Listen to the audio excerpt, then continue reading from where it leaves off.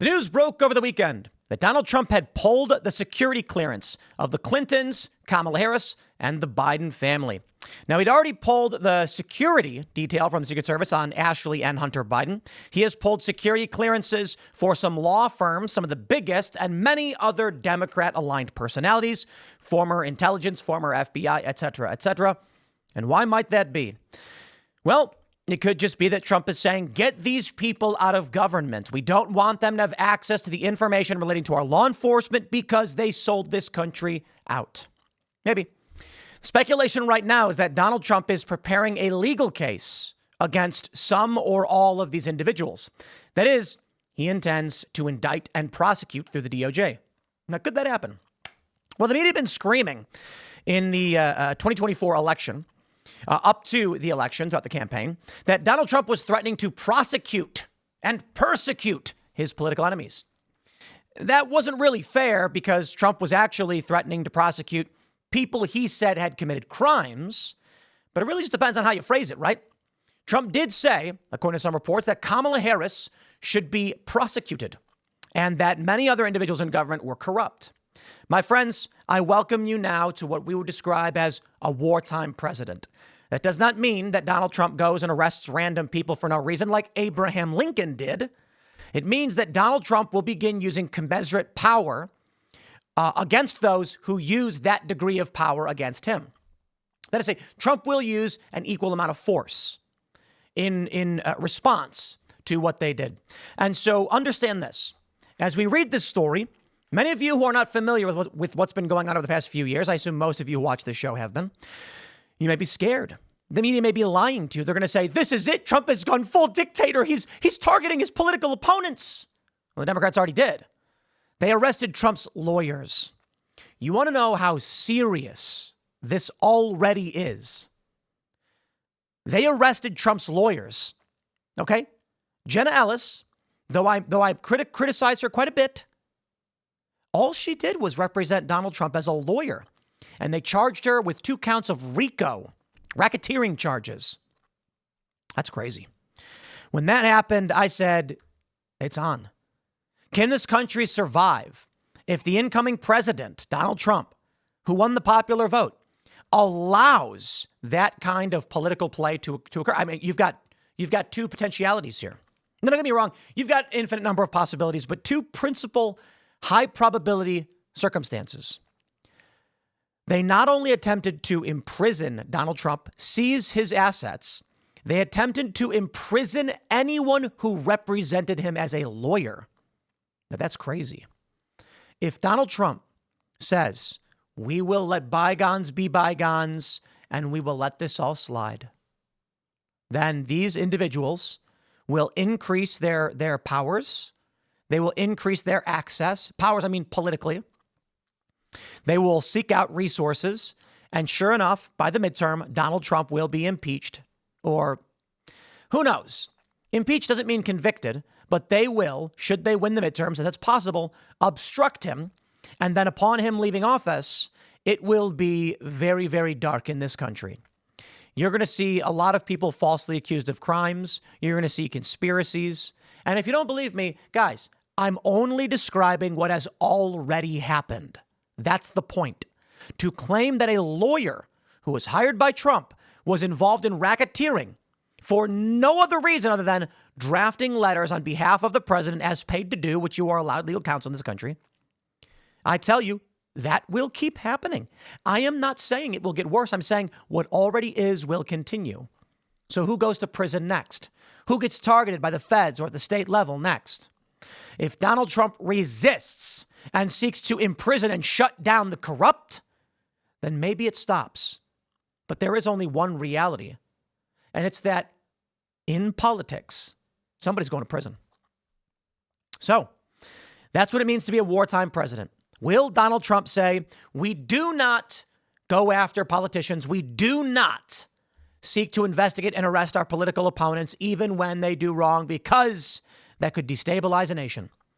Or does he say, this nation has been destabilized by corrupt forces, and if we do not criminally charge, indict, and remove, this country will fall? Have fun. Take your pick. Here's the news. Before we get started, my friends, head over to castbrew.com and buy Cast Brew coffee. We've got still no more Ian's Graphene Dream. Sorry, it's coming soon. We're trying to keep this in stock, but guys, everybody buys it too much. We're a small shop over here. But we do have Appalachian Nights, which is the number one top seller. It is a big favorite. Actually, I think Ian's Graphene Dream sells faster, but Appalachian Nights holds the all-time most sold. And we do have Focus with Mr. Bocus, Espresso Roast if you like it darker, and Misty Mountains. Take a look at this one, the beautiful blue bag from Misty Mountains. Go to castbrew.com, sign up. Don't forget to also join our Discord server at timcast.com. Don't just be a passive observer of the news. Be active. The first step in helping change the world is simply to connect and communicate with individuals who are like-minded or even seeking to debate these ideas to flesh them out. When you go to timcast.com, you can click Join Us, sign up to become a member, get in the Discord server, and hang out with like-minded individuals. There's 20,000+. They have a fitness room. If you want to lose weight, you got friends. They're going to say, bro, we are going to get you ripped. Or maybe you just want to talk politics. All of it is there. Sign up. Let's go. Here's the story from The Independent. Trump yanks security clearances from foes Hillary Clinton, Kamala Harris, and the Biden family. They say President Donald Trump on Friday yanked security clearances from a round of top Democrats, including former Vice President Kamala Harris, Hillary Clinton, and Joe Biden's family members. Also among the 15 people named were former Republican Wyoming Rep. Here we go. Liz Cheney, Antony Blinken, Fiona Hill, a Russian expert formerly on the NSC, who testified against Trump in his first impeachment hearing. Clearance was also pulled from retired Army Lieutenant Colonel Alexander Vindman, who also testified against Trump. I've determined that it is no longer in the national interest for the individuals to access classified information. I hereby direct every executive department and agency head to take all additional action as necessary to revoke any active security clearances held by the aforementioned individuals and to immediately rescind their access to classified information. The president added in the memo issued after he arrived at his golf resort in Bedminster. I also direct all executive department and agency heads to revoke unescorted access to secure USG facilities, United States government facilities, from these individuals. Some of the clearances had previously been revoked. NBC News reported Clinton, for example, asked for her clearance to be revoked in 2018, 2 years after she lost her election to Trump. It wasn't clear why Trump named her and others again. Just because she requested it doesn't mean that it was ever formally carried out. They may have just said, okay, you're fine. The move followed concerns raised in media about unprecedented talks with Pentagon leaders by Doge head Elon Musk. It's unclear if Musk has ever been vetted for such access. The New York Times reported Thursday that a briefing of Musk had been arranged at the Pentagon on top secret plans in the event of war with China. Musk has extensive business in China. The tech billionaire said in the Post he's looking forward to the prosecution of those at the Pentagon who are leaking maliciously false information to the New York Times. They will be found. The threat appears to have emboldened some leakers, Politico reported. Trump revoked Biden's security clearance last month. There's a viral post. It said, if you can't see what's coming, you're not paying attention. Okay. Well, you tell me what's coming. Is this true from October of 2024? Trump has made more than 100 threats to prosecute or punish perceived enemies. Perceived enemies. Guys, I had a great conversation with the folks over at Trigonometry. I don't know when the interview will drop, but I basically went into a deep dive on where we're currently at. Now, that conversation is 2 hours long. It'll probably be edited because, oh boy, can I talk, in case you haven't noticed.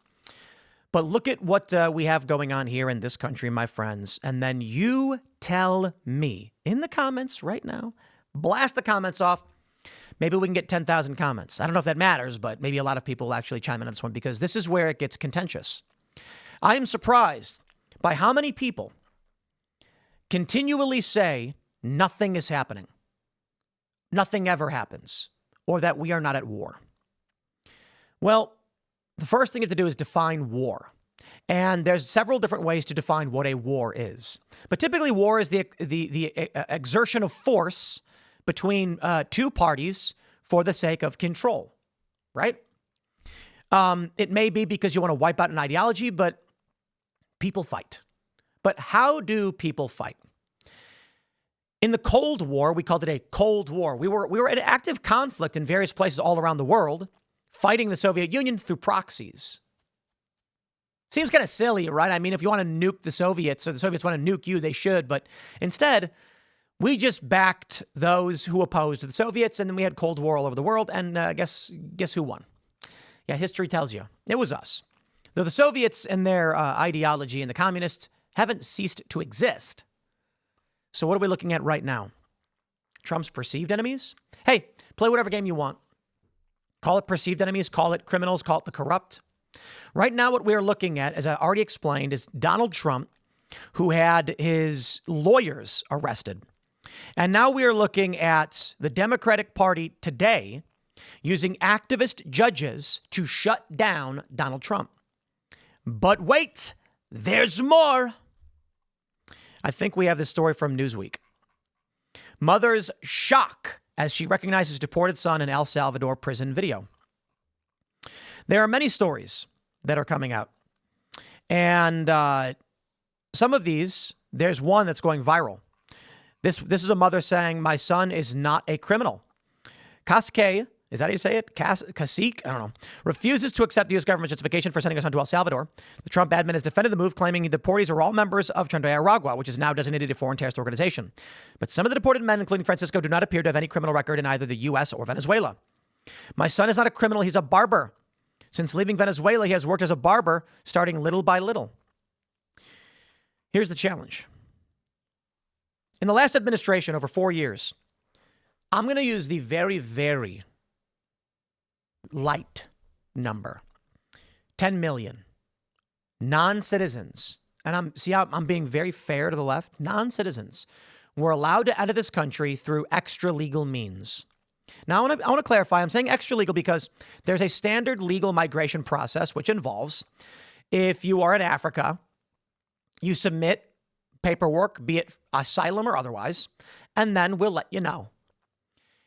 It is typically, it is not completely disqualifying, but it may be if you do not seek asylum in the nearest country to you. So when people fly from Africa to Brazil and then travel up to the southern border and enter our country, you can't really call them asylum seekers. If somebody in Venezuela is claiming asylum, why are they in America? I'm sorry, why are they in the United States of America? If you're in Venezuela, you can stop in Mexico. Mexico's fantastic. I'm not even exaggerating. Like, Mexico is really, really nice. There's great cities. There's great weather. People go down there for better healthcare. But what's the issue? I don't know, lower per capita GDP? Indeed. So in this instance, you have a man who is an asylum seeker from Venezuela who came to the United States.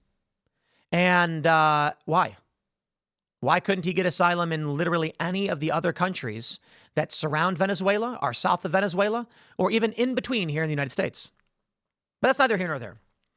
I bring this up because this is just another story that is starting to drop in the record.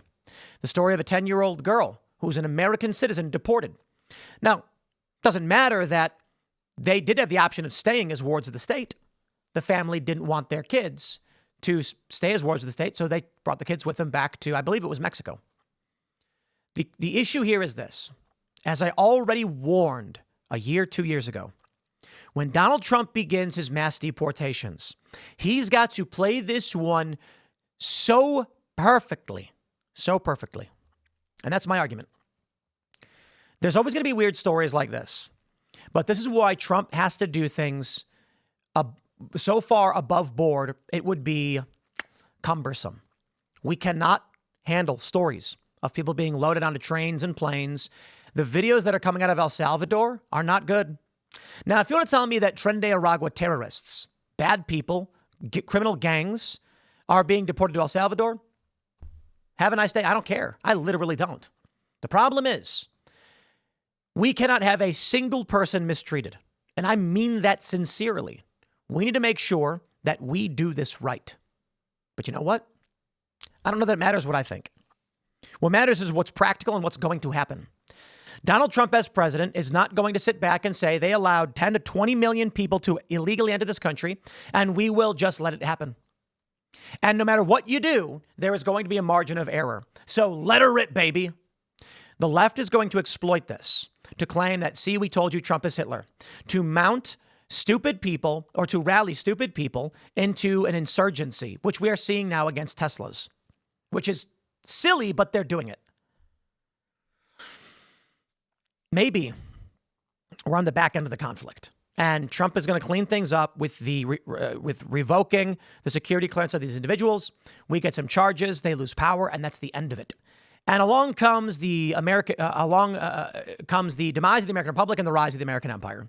And I mean that as in reference to the Roman Republic, to the Roman Empire. You would get 200 years of prosperity, I guess. But it's fascinating, isn't it?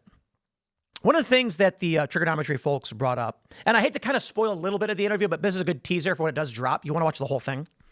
Was Constantine asked me, you're saying Trump should have wartime powers to go after his opponents, but every dictator ever has stated that exact same thing. It's naive, isn't it? It is. Because I said, give me an example of any nation ever that did not invoke wartime powers during an emergency. You give me one example. Now, I'm not saying there aren't. I'm saying that typically the examples you give where a nation refused to enact wartime powers at a time of national emergency, they were wiped out. Not every single time. I'm saying it's tendencies. I am not saying Donald Trump should go and arrest random people and send them to death prisons. Quite the opposite. He should not be doing that. What I am saying is Abraham Lincoln, the most popular president in American history, when polled over and over again, as the American people say, he arrested the Maryland legislature. This was a union state. And he went in and said, arrest the people who are in the Congress, who are in the House of Maryland, who are sympathetic to the Confederates. And he did. They did it. These people committed no crimes. They just had political views. Free speech, yeah, right. Suspension of habeas corpus.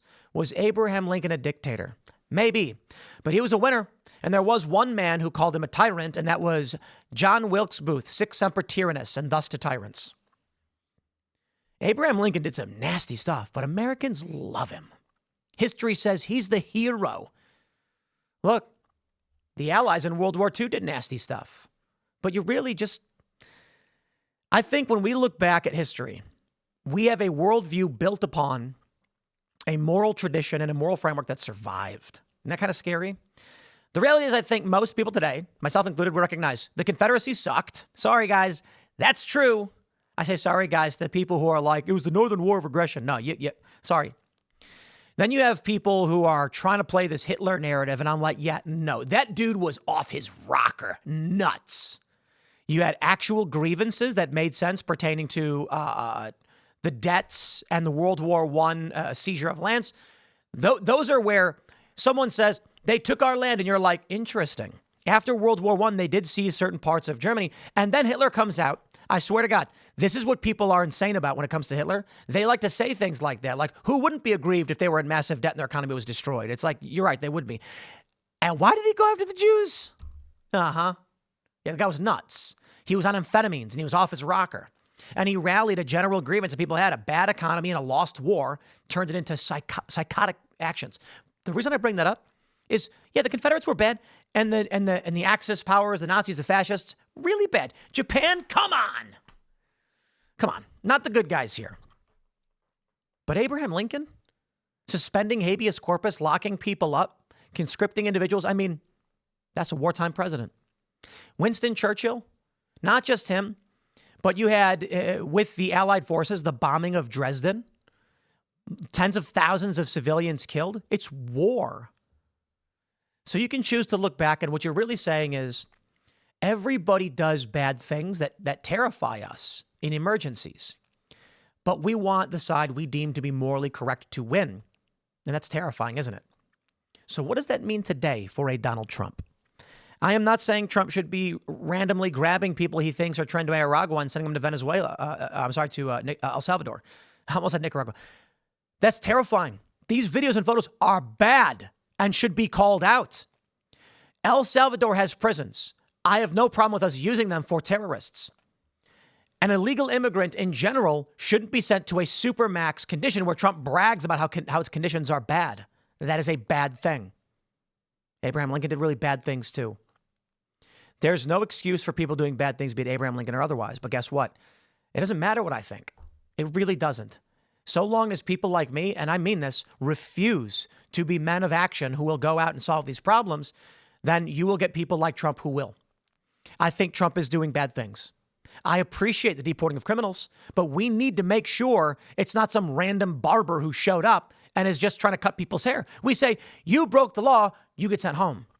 Getting sent to Supermax and then bragging about how bad its conditions are is actually cruel and terrifying. I know why he's doing it, though, because this is what's called wartime leadership. You may say to me, Tim, we're not in war. I would respond to you, you don't know what war is. Is war two groups of soldiers marching on a battlefield towards each other? Is that what you think? Is war a pocket of individuals running through the night with night vision goggles and shooting at men in a building? Those are forms of war. What about espionage? What about psychological operations? What about sabotage and subterfuge?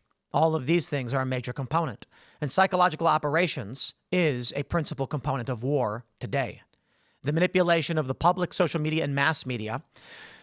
If you went to any world leader throughout history, at any point in history, and said, I will win you this war without firing a single arrow, swinging a single sword, firing a single cannonball or bullet, they'd say, how? If I said to them, I can make your enemy nation bow before you as a god without raising a fist, they'd say, impossible. Mass media, ladies and gentlemen, that is modern warfare. Inundating the minds of individuals so they need not be occupied by guns or force, but by fear of social structure. Just like in the 2010s, when seemingly everybody opposed wokeness, but nobody dares speak up because they were occupied by institutional forces that made them terrified. We will take your life from you, not in the harmful physical sense, in the economic sense, in the social sense. The point is this. We are in some kind of cold civil war, not my opinion. It's the opinion of a Princeton professor, of Ray Dalio. It's the opinion of so many other news analysts and a former CIA agent and journalists that have been reporting it over and over and over again. Should Trump just say, we carry on like normal? Or should he behave like a wartime president, which means he says to those who have illegally entered our country, there's going to be a margin of error and we're going to remove every one of you. It's your choice. I do believe a large reason why he made that move, why he doesn't care largely about the deportation of these individuals to the Supermax prison, is that he's hoping these people deport themselves, which would alleviate a lot of the stresses and a lot of the conflict. Anyway, to the principal point about Kamala, Clinton, and the Biden family. Should Donald Trump criminally charge these individuals? Should he actually go after prominent politicians for what they did? I believe the answer is yes. But that will result in escalation. The escalation may be insurgency, like what we're seeing now with the Tesla conflict. It may never rise to a full-blown civil war. At the very least, we are in an administrative civil war, as Eric Weinstein called it. The bureaucratic powers are fighting for control of one government. That's a fact. The judges blocking Trump. These are two elements of one government fighting over control over who has the power to do what they want. I hope you're ready for where this goes. I hope it goes nowhere, honestly. I hope it stays where it is. Trump cleans things up and this is it. I hope. We'll see. I'll leave it there. Smash the like button. Share the show with everyone. You know, we got more segments coming up. We are live at noon over on Rumble, and more segments on YouTube at that time. We'll be here at 1, 3, 4, etc. Thanks for hanging out. You can follow me on X and Instagram at Timcast, and we will see you all in the next segment.